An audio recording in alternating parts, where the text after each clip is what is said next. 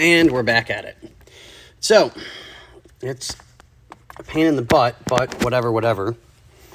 Okay, so let's get that out of the way for just a second. Okay, so we have turn signals for front fixed and taken care of. These go to the ignition over there. These are fuel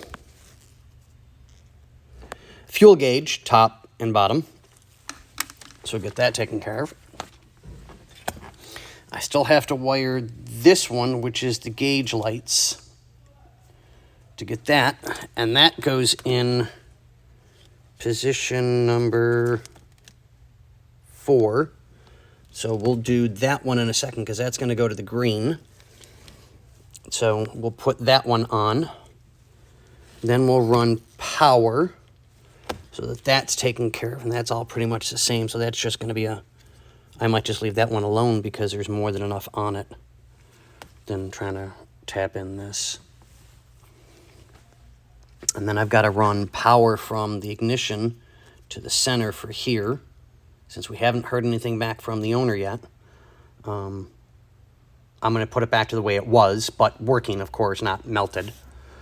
So I'll run a power from there over to the ignition to get that done.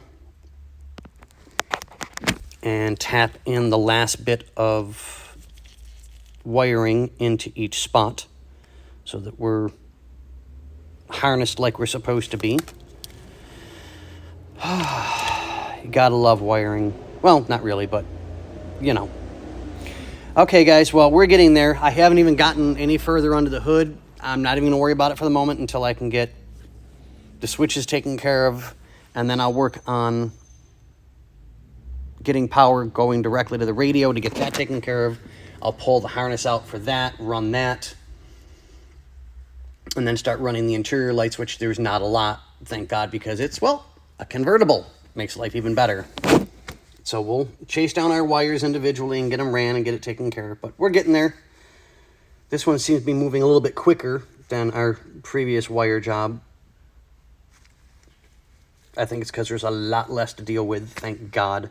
Okay, well, I'm going to let you guys go. It's just me, so I want to try and stay as focused as I can until food shows up. But, all right, guys, we'll let you go. Okay, ladies and gentlemen, I know a lot of you probably weren't paying attention to it, but it's just me. The rubber piece here was not in at all. So we were looking around the car, and thank God we found it. So factory original rubber is back in, and it'll stop the whistling because it was bad. Even the owner was like, yeah, guys, could you see what you can do with that? So now, there we go. Nice and tight like it's supposed to be. Beautiful. Just a little tidbit to throw in. I know some of you probably noticed it in the video. But yeah, we're just about done. I've got the power line, which of course goes with those wires over there. I'm not going to put this small chunk on there for no reason. Just, yeah, whatever. So everything's been pinned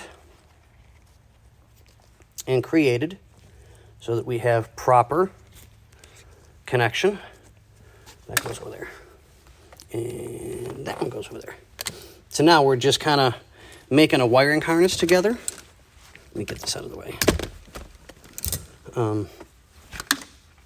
And I'll start taping up the wires that are going to be in the dash and up for gauges and stuff like that, so that it just looks a little bit nicer and we can tuck up, instead of trying to tuck all of that like that in, I'll pull it tight, put some tape around it, seal everything up really, really good, and then we'll start running it into its proper place. I still got to run the power for here. I just haven't done it yet. Plain and simple. So, okay, guys, just a quick update and a little bit of tidbit to take care of that. So, all right, guys, we'll keep you informed.